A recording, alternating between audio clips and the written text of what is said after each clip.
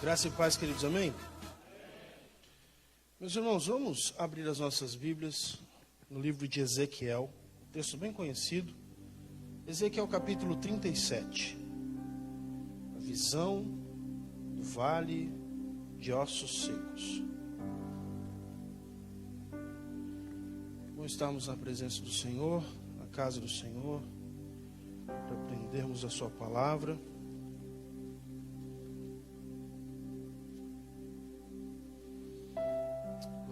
Ezequiel capítulo 37, nós vamos ler do versículo 1 até o versículo 6, que diz assim. Vou acompanhar na tela aqui, que fica melhor. Veio sobre mim a mão do Senhor, e ele me levou no espírito do Senhor, e me pôs no meio do vale que estava cheio de ossos. E me fez andar ao redor deles, e eis que eram muito numerosos sobre a face do vale. E eis que estavam sequíssimos. Verso 3. Ele me perguntou: Filho do homem, poderão viver estes ossos? E respondi: Senhor Deus, tu o sabes. Então me disse: Profetiza sobre estes ossos e dize-lhes: Ossos secos, ouve a palavra do Senhor.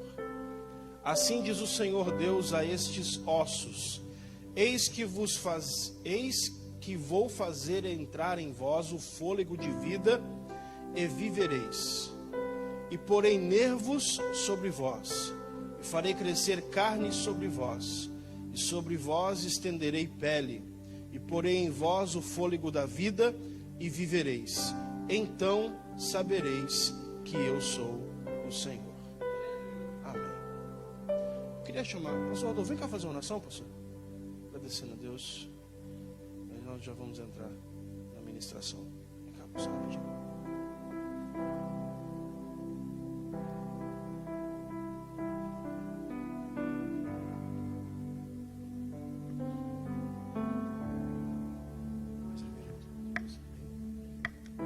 Graça e paz a todos, amém?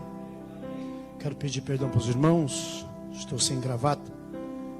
Estava até agora um compromisso, cheguei em casa, tomei um banho e vim aqui conversar com o pastor presidente, amém?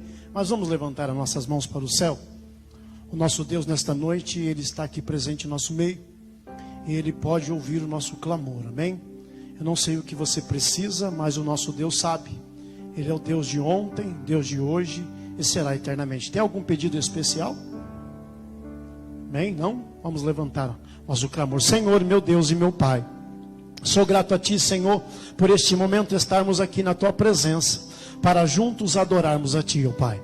Vamos nesse momento, Senhor, ouvir a Tua palavra qual expressa para nós a verdade, e através da verdade nós somos libertos, e pedimos para que o Senhor, neste momento, o Senhor venha abrir, ó Pai, o nosso entendimento, o nosso pensamento, Senhor, a qual nós vamos aprender da Tua palavra. E o Teu servo também, pastor, a qual vai nos ensinar. Sabemos que está algo revelado, Senhor, dentro do seu coração, e tudo aquilo quanto o Senhor colocou, Pai, que nesta noite seja Ele usado, nesta noite para nos ensinar.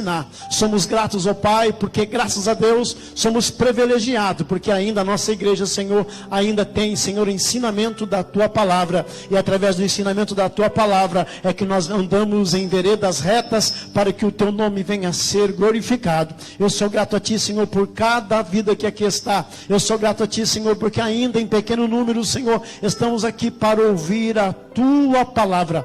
Peço a Deus, fala conosco, Senhor, de uma forma poderosa. Somos os Teus servos, Senhor, e queremos ouvir o Teu falar. É o que eu te peço nesta noite, em nome de Jesus. Amém. Uma forte salva de palmas para Jesus.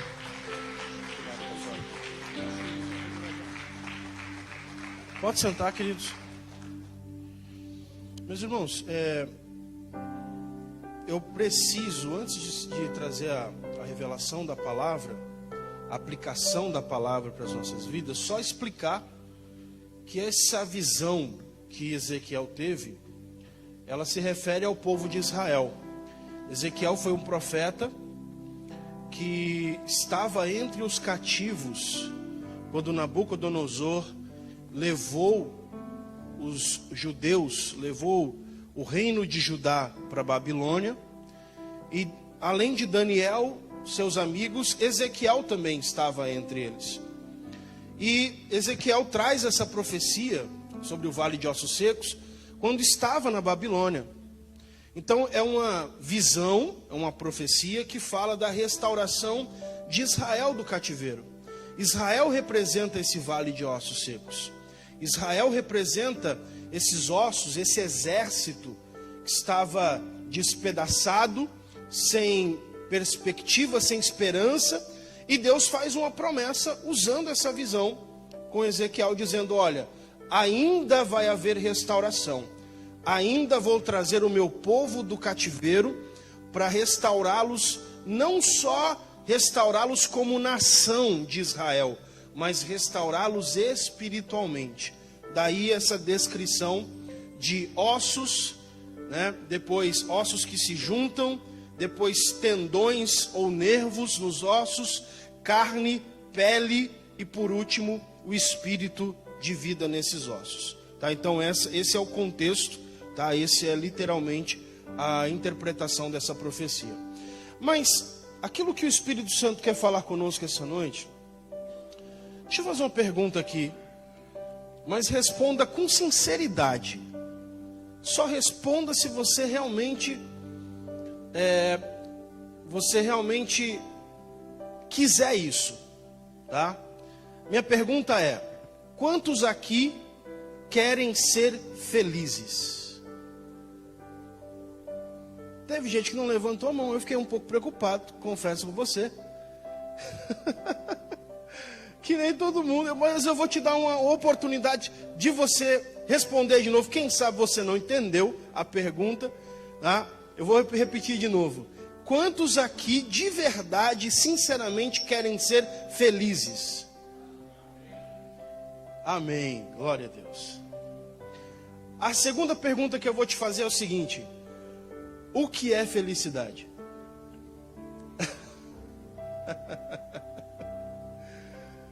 Pensa aí, o que é felicidade? Porque a gente quer ser feliz, né? Todo mundo falou que quer ser feliz.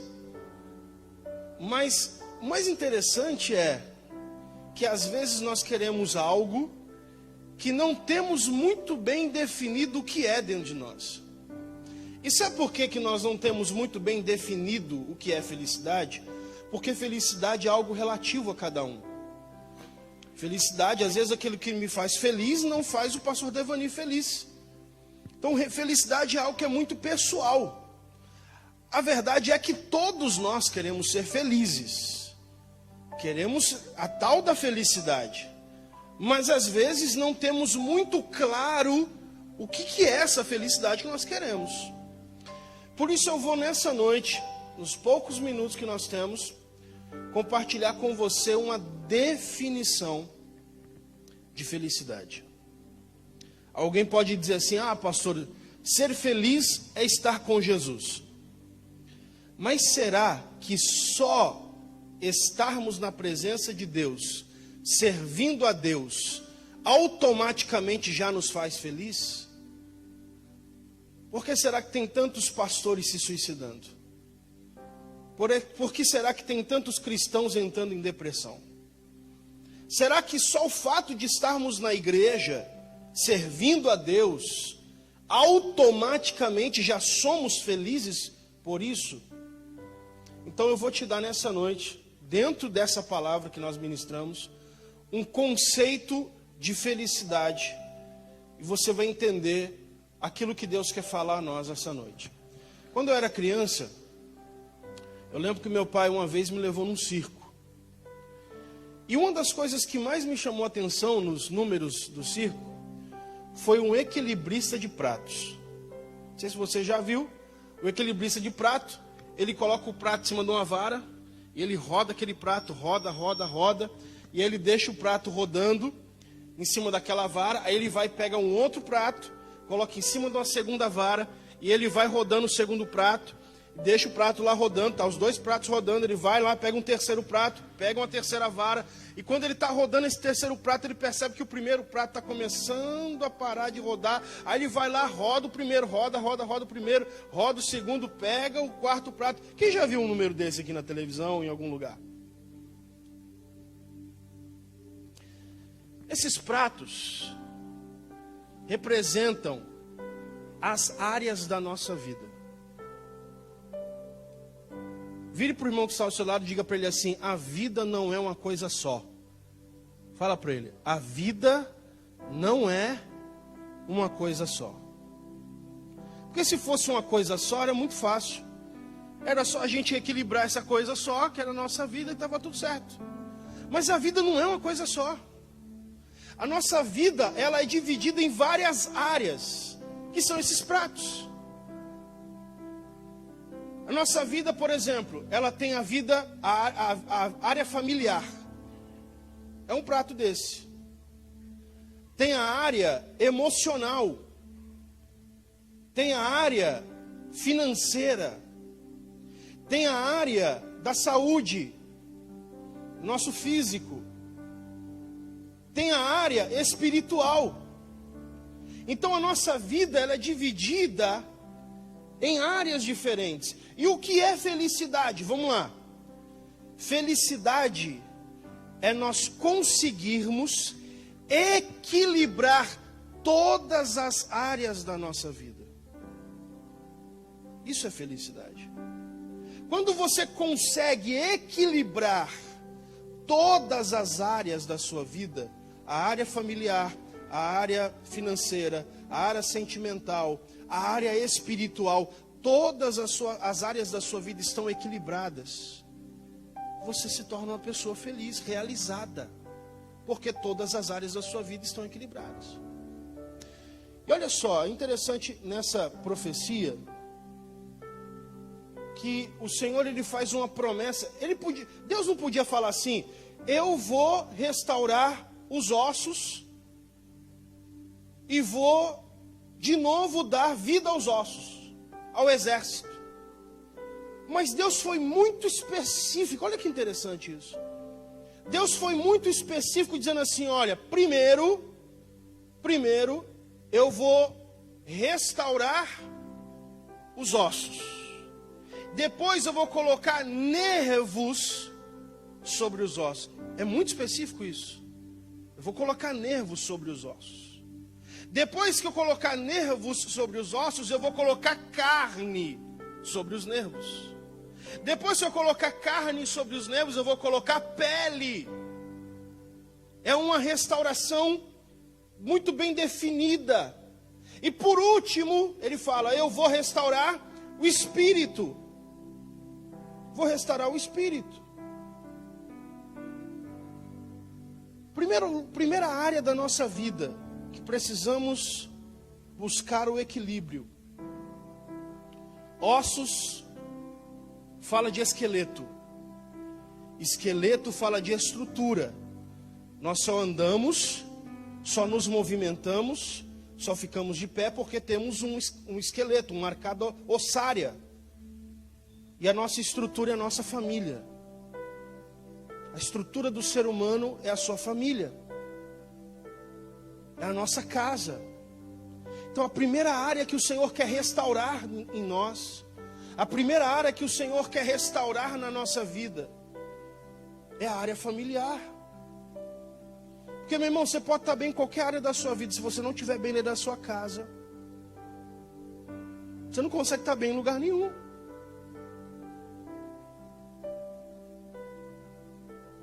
Primeira área que o Senhor quer restaurar é a nossa família. É a nossa base. Nós nascemos inseridos dentro de uma família. Nós só existimos porque uma família, um homem e uma mulher nos concebeu.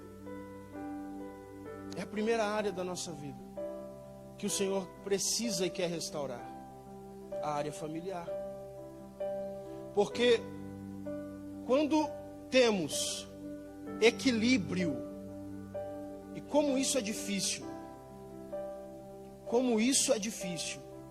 mas quando alcançamos equilíbrio dentro da nossa casa, o restante a gente tem força para correr atrás. Agora imagina, por exemplo, uma pessoa que ela passa o dia na rua, por exemplo, trabalhando, correndo atrás do pão. Ela passa o dia na correria do dia a dia, e quando ela chega em casa, a casa é o seu porto seguro, a casa é o seu esconderijo. Quando ela chega no seu local de segurança, ela não tem paz, ela não tem descanso. Tem pessoas que parece que a rua é melhor do que a sua casa. Estar fora de casa, às vezes parece que traz mais paz do que estar dentro da sua casa. Então, é por isso que é tão importante, mas tão importante, as famílias da igreja serem ministradas nos seus relacionamentos. Por isso que é tão importante. Vou dizer uma coisa para você: a maioria dos atendimentos que eu faço são de problemas de relacionamento. São pessoas que estão com problemas dentro de casa. Os maiores traumas são causados dentro de casa. Equilíbrio familiar, restauração familiar, é a primeira área que o Senhor quer restaurar na nossa vida. O pastor Carlos do Paineiras 2 me fez um convite, falou assim: pastor, tem como o senhor vir ministrar aqui na nossa igreja? Ele estava fazendo uma série de ministrações sobre panorama bíblico nas sextas-feiras. Ele falou: tem como o senhor vir aqui ministrar 3 sextas-feiras para família, para casais? Eu falei: vou, pastor.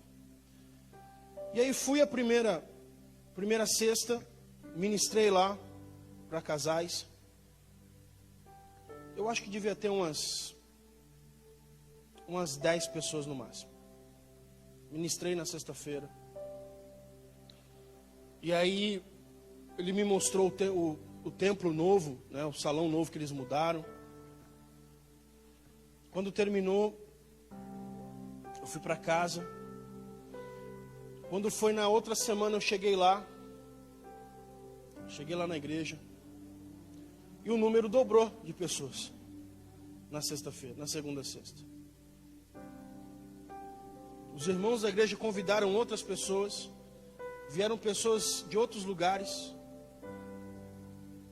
Ministrei o segundo dia, e os irmãos começaram a falar assim: ah, que pena que é só mais uma sexta. Que pena que sexta que vem acaba. E aí quando chegou na última sexta, antes de ministrar, chamei o pastor Carlos, falei: pastor, chegou na terceira sexta-feira, a igreja estava abarrotada de gente. E eu falei: pastor, falei para ele assim: coloca um culto mensal aqui na igreja, para casais. Eu falei: olha como as pessoas estão sedentas. Olha como as pessoas estão precisando ser ministradas na área familiar. Eu falei: se coloca um culto mensal aqui. Ele falou: pastor, eu nunca tinha pensado nisso. Eu falei: não. Eu falei: o segredo é você estabelecer um culto mensal. Não precisa fazer uma coisa muito com comida. Não, é um culto para casais. O segredo é a ministração. Ministração para casais. Faz uma decoração simples para o pessoal tirar foto. Ministra aqui. E aí ele foi todo animado, anunciou para a igreja. E eu falei: o segredo é anunciar. Anuncia aqui. Quando foi no primeiro culto, depois dessa série, mandei mensagem para ele, falei: ei, pastor. Ele falou: pastor do céu, o povo aqui está animado, pastor. Por quê? Porque sabe o que acontece? Às vezes nós que somos pentecostais, eu estou me incluindo no meio, porque eu também sou pentecostal. Nós priorizamos tanto o espiritual. Nós chegamos na igreja e a mensagem é: Deus vai te renovar, Deus vai te encher, eu recebo a unção. E a gente prioriza tanto o espiritual. E às vezes a pessoa recebe, a pessoa chora, a pessoa é renovada por Deus, mas quando sai da porta para fora, o problema está lá. Quando ela chega na casa dela, o problema está lá. E ela chega na casa dela, o que ela vai fazer? Ela às vezes não sabe como agir. Ela não tem sabedoria em como ela vai lidar com aquela situação dentro de casa. Ela vai começar uma discussão de casal. Como que ela vai agir? Ela vai começar a falar língua estranha? É por isso que precisamos ser ministrados na nossa família, na nossa casa. Precisamos de aprendizado. E não tem esse negócio de falar assim, tem gente que fala assim, né? Mas a pessoa para ministrar para casais, ela tem que estar com o casamento perfeito. Já viu isso, pastor Rodolfo? A pessoa para ministrar para casais, tem que estar o casamento impecável. Tem que estar com o casamento perfeito. Então ninguém vai ministrar para casais. Nunca. Sabe por quê? Porque não existe casamento perfeito. No dia que casar o homem perfeito com a mulher perfeita, aí tem um casamento perfeito. Mas não existe ser humano perfeito.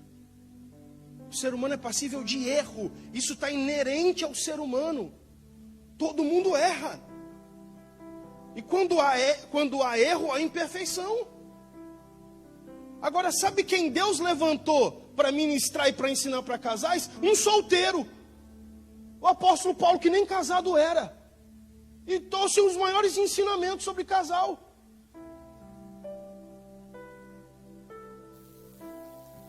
O segredo não está em quem ministra.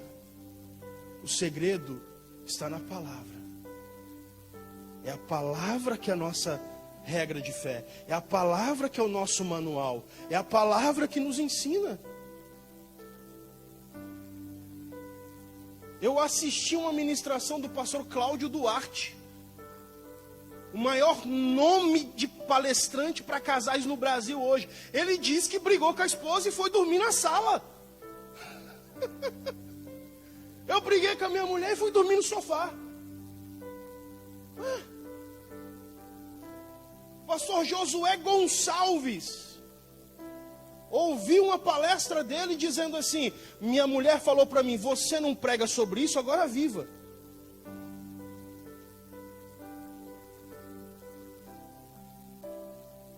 Porque o segredo está na palavra e não em quem ministra. Então a primeira área da nossa vida que precisamos restaurar, que Deus quer restaurar e que Deus quer trazer o equilíbrio é a nossa casa. É a nossa família. Depois ele fala assim, depois dos ossos, que é a estrutura, ele fala, versículo 6, porém tendões sobre vós, ou porém nervos. O que são os nervos? Os nervos são órgãos do nosso corpo responsáveis por aquilo que nós sentimos, responsável pelos nossos sentidos. Nós só podemos enxergar, ouvir, sentir, cheirar por causa dos nervos. Nervo fala de sentimento. Nervos representa a nossa vida sentimental, nossa vida emocional. E eu vou dizer uma coisa para você. Nós podemos ter o nosso casamento equilibrado. Podemos ter um casamento de paz. Podemos ter uma família estruturada. Mas se nós não tivermos resolvidos dentro dos nossos sentimentos, dentro das nossas emoções, não adianta ter uma família estruturada. Precisamos estar resolvidos aqui dentro. Por que tantas pessoas entrando em depressão? Eu gosto muito de números. Estatísticas. Até gravei isso aqui na minha cabeça. Novembro de 2018. Estatística do Ministério da Saúde. 11 mil suicídios no Brasil. Quarta maior causa de mortes no país. Quarta maior causa de morte. Só perde para doenças, todas as doenças juntas, acidentes de trânsito e homicídios, ou mortes violentas por latrocínio, enfim. Quarto lugar, quarta causa de morte, suicídio. Porque as pessoas não estão sabendo se resolver aqui dentro. Porque as pessoas não estão sendo curadas aqui dentro. Pessoas que às vezes têm uma família estruturada. Pessoas que às vezes têm um casamento abençoado, mas não estão bem aqui dentro. Precisam ser ministradas aqui dentro, nas suas emoções, nos seus sentimentos. E se tem uma coisa que eu bato na tecla, porque eu entendo que isso é uma das formas de nós nos resolvermos emocionalmente. Isso que eu vou falar agora. É uma das formas de nós sermos ministrados emocionalmente e encontrarmos o equilíbrio emocional. Sabe o que é? Descobrir o nosso propósito. Descobrir o nosso propósito. O que acontece com muita gente? Muita gente chega a um determinado ponto da vida, ele começa a olhar para a sua vida e começa a falar assim: o que eu estou fazendo na minha vida? Será que a minha vida é só isso? É só trabalhar, pagar conta? Será que a minha vida é só isso? Que sentido tem a vida? Que sentido tem a vida? É só problema? É só problema? Será que é só isso? É só constituir família? Ver os filhos crescerem, casarem, ver os netos envelhecer e morrer? Mas quando você descobre o seu propósito de vida, quando você descobre por que você está aqui, quando você descobre por que você nasceu, e eu vou continuar afirmando até que alguém me prove o contrário. Biblicamente, todos nós nascemos com um propósito. Jeremias, Deus falou para Jeremias: antes que te formasse no ventre da tua mãe, eu te conheci. E antes que saísse da madre, eu te santifiquei. Davi, no Salmo 139, verso 16, ele disse assim: os teus olhos me viram quando eu ainda era uma substância sem forma. E no teu livro todos os meus dias foram escritos quando nenhum deles ainda havia. Deus tem um propósito para nós. Será que é só privilégio de Jeremias e Davi? Quando Deus falou através de Natã com Davi, dizendo assim: o teu filho que descenderá de ti, ele me construirá uma casa. Isso foi no capítulo 7 de 2 Samuel. Salomão só foi nascer no capítulo 13. Todos nós nascemos com um propósito. O que você precisa fazer é descobrir o seu propósito. É descobrir por que você está aqui. A vida não é só isso. A vida não é só pagar conta. A vida não é só trabalhar. A vida não é só constituir família. A vida não é só resolver problema. Você existe porque Deus quis que você existisse. Quando você descobre o seu propósito, meu irmão, tudo na sua vida passa a ter sentido. E essa é uma das formas de nós sermos ministrados e curados nas nossas emoções. Uma das formas. Terceiro lugar. Ele disse assim, versículo 6: farei crescer carne sobre vós. Depois da pele, depois dos nervos, vem a carne. Carne fala daquilo que é material. Carne fala da vida financeira. Carne fala da nossa vida material. E infelizmente, falar de dinheiro na igreja ainda é um tabu em muitos lugares. Falar de dinheiro ainda é um tabu. Mas, meu irmão, ninguém vive sem dinheiro. E o problema não é o dinheiro. O apóstolo Paulo disse: o amor ao dinheiro é a raiz de todos os males, e não o dinheiro. Porque você, olha só, você pode estar bem na sua família, Você pode ter uma família maravilhosa. Você pode estar bem dentro de você, com as suas emoções. Você pode saber, pastor, eu sei qual que é o meu propósito. Eu sei porque eu estou aqui na terra. Mas se você não tiver dinheiro... Você entende? São todas as áreas equilibradas. Ah, pastor, mas dinheiro não traz felicidade. Já viu aquelas frases clichê? E pobreza traz? No dia que cortar a sua luz, você vai ficar muito feliz. É, pastor Devino? No dia que cortarem a sua luz, você vai ficar feliz demais. Eu estou feliz, cortaram minha luz. Minha esposa pagou uma conta de setembro, a conta de outubro, esqueceu de agosto. As contas estão pagas? Está tudo pago. Aí ontem chegaram lá, não viemos cortar a luz aqui, porque tem uma conta em aberto. Meu Deus do céu, as crianças já falaram, vamos brincar de Zaquim Pau hoje à noite. Jesus amado. Aí lá fui eu, lá no Multimix, comprar vela. Cheguei lá para comprar vela, que estava tudo escuro em casa, só tinha vela colorida, preta, vermelha, amarela e azul. Pensei assim, Jesus amado, se algum vizinho me ver aqui, se algum irmão me ver comprando vela colorida, vai perguntar, pastor, onde é que eu despacho? Bom, eu não tenho problema nenhum com vela colorida, não tem problema nenhum, o problema é os outros. Irmão Douglas, o problema é os outros. Aí lá fui eu, né? Jesus amado. Peguei a vela azul assim, o pacote de vela azul, olhei, estava São Jerônimo.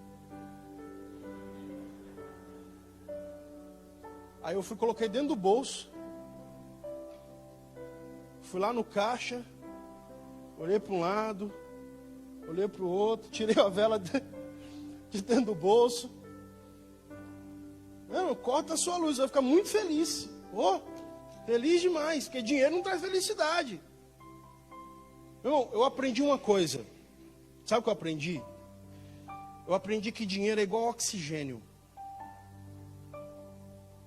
Quando você não tem, você fica desesperado. Quando você não tem dinheiro, você fica é igual ar. Você fica desesperado. Só que quando você tem o suficiente, e aí é você quem diz qual é o suficiente para você, você não fica pensando, não, eu preciso de mais ar. Eu preciso de ar, eu preciso de mais ar. Não, ninguém aqui, todo mundo está respirando, ninguém está pensando no ar. Você entende? Todo mundo está respirando, ninguém está pensando no oxigênio. Agora, quando você não tem, meu irmão, você pode estar aqui, sua cabeça está em outro lugar. Sua cabeça é na sua conta que você tem que pagar. Por quê? Porque dinheiro é igual oxigênio. E o que o Senhor quer? Ele quer restaurar a nossa vida financeira. E mais uma vez eu digo, precisamos ser ministrados.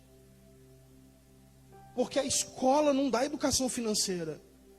E administrar é um aprendizado. Administrar o dinheiro é um aprendizado. A escola não ensina isso.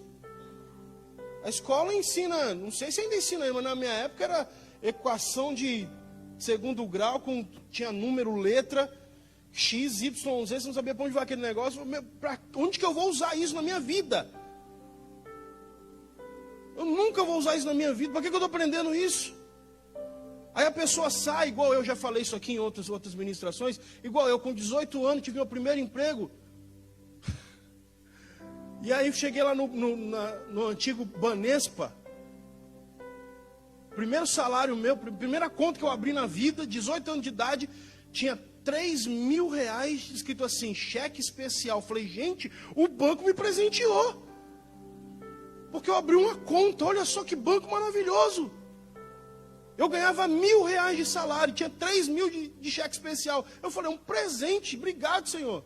Fui lá e tirei os 3 mil e torrei. Eu fiquei 1 ano para pagar aquele negócio. Porque o meu salário caía, já comia isso, juro sobre juro. Aí o banco me manda um negócio, um envelope plástico. Talão de cheque. Irmão, ninguém nunca me ensinou. Como é que preenche esse negócio aqui? Eu não sei. Eu comprava queijo com cheque. Eu comprava peças. Não, quanto que é? 3 peças aí, aceita cheque? Aí dava o cheque. Daqui a pouco o camarada falou assim: ó, o cheque voltou. Eu falei: voltou não chegou aqui.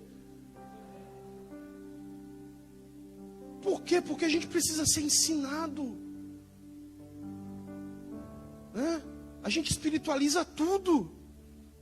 O irmão recebe a fatura do cartão e fala: ô Senhor, eu estou sentindo que é para pagar o mínimo esse mês, Jesus. Ô meu Pai, o Senhor sabe que eu estou precisando de uma providência. Eu vou jogar 2 moedas para cima, se cair as 2 igual para me pagar o mínimo.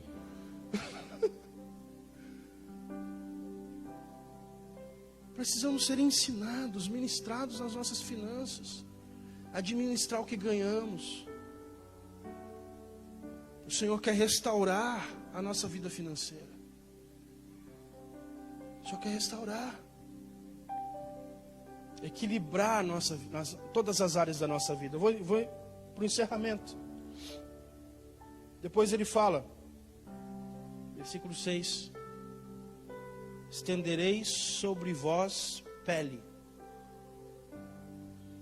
ossos, estrutura, família, nervos, fala de sentimentos, vida sentimental. Carne, fala do que é material, vida financeira. E pele.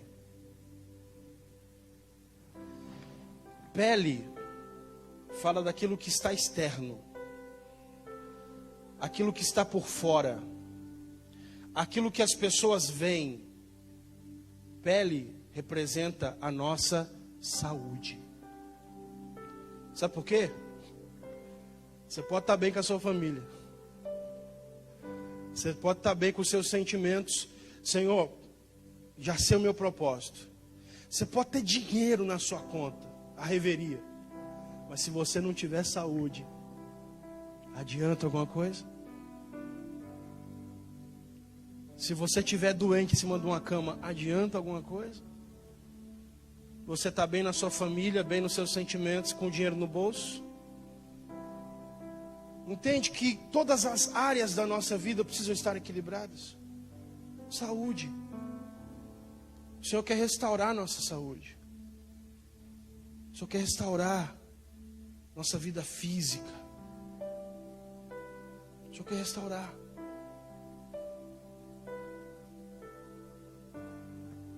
Em último lugar, já vou encerrar.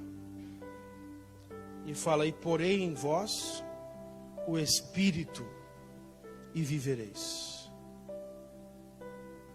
Porei em vós o Espírito e vivereis. Sabe por quê? Porque Jesus disse assim: do que adianta o homem ganhar o mundo inteiro e perder a sua alma?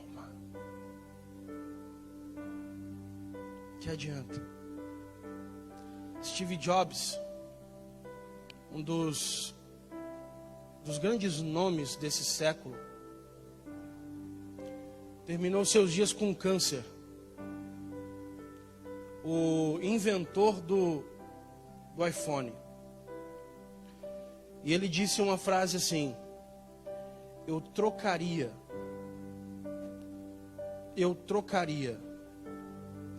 tudo que eu conquistei para ter a certeza de onde eu vou após a morte. Siddhartha Gautama, conhecido como Buda, também disse uma frase célebre. Ele, segundo a história, ele era um príncipe e ele saiu dizendo que ia procurar a felicidade. Abriu mão da sua riqueza, se tornou um andarilho ele buscava através da meditação encontrar uma realização espiritual, fez muitos seguidores pelo mundo, e quando ele estava no leito de morte, ele disse assim: passei a vida à procura da verdade, estou morrendo e não encontrei a verdade.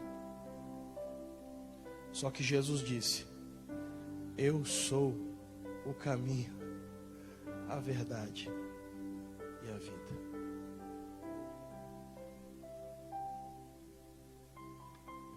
Estar bem com Deus, com a nossa vida espiritual, em santidade, buscando a presença do Senhor, fazendo a obra de Deus. Quando nós equilibrarmos todos os pratos da nossa vida, quando nós equilibrarmos todas as áreas da nossa vida, nós vamos dizer assim, como o apóstolo Paulo disse, no final da sua vida: combati o bom combate, acabei a minha carreira e guardei a fé. Agora me está preparada a coroa que o justo juiz preparou para aqueles que aguardam a sua vinda. Vamos ficar de pé.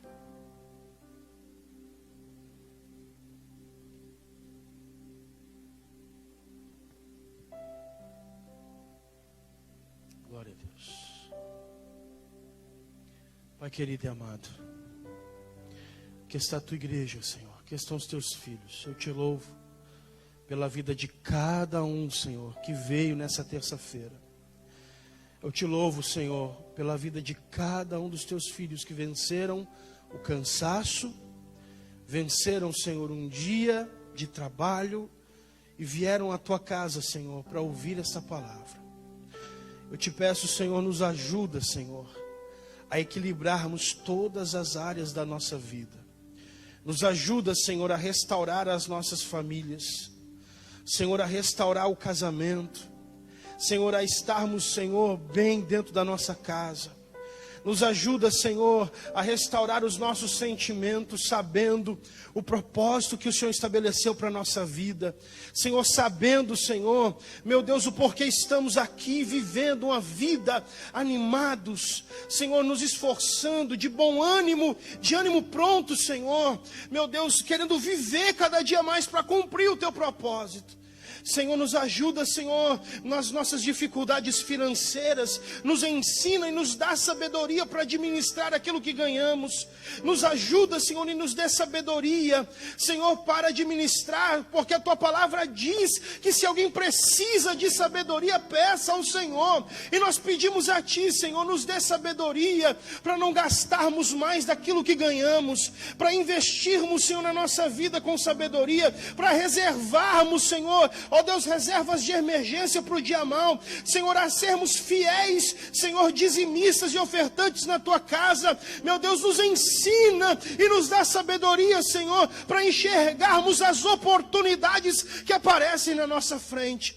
Senhor, nos ajuda, Senhor, oh Pai, na nossa saúde. O Senhor, como diz na tua palavra, é o nosso Jeová Rafá, o Deus que nos sara, o Deus que nos cura, o Deus que nos dá saúde. Por isso, Espírito Santo, ó Deus, aqueles, Senhor, que porventura estejam enfermos, estejam doentes, Senhor, o Senhor é poderoso para restaurar a saúde dos teus filhos, Pai, ó Deus, e a nossa vida espiritual. Queremos, Senhor, todos os dias termos o nosso relacionamento contigo, o nosso devocional, a nossa busca, Senhor, diariamente, o nosso relacionamento, Senhor, constante, sincero. Pai, em nome de Jesus, nós assim oramos nessa noite e te pedimos sobre nós a tua bênção, em nome de Jesus. Amém. Você pode aplaudir ao Senhor Jesus. Deus abençoe.